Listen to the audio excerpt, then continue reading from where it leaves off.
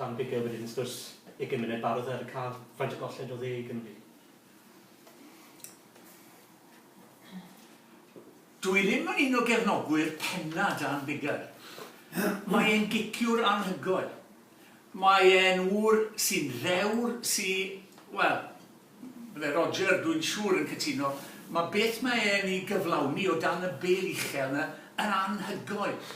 Ond yn anffodus, dyw'r cyflymdra ddim gyda fe dros y 10 metr gyntaf yna i greu cyfleoedd. Dyw e ddim yn bylchu. Mae e yn faswr o frys, dim ymheuaeth, ond mae rai yn dweud mae fe o'r gorau yn y byd.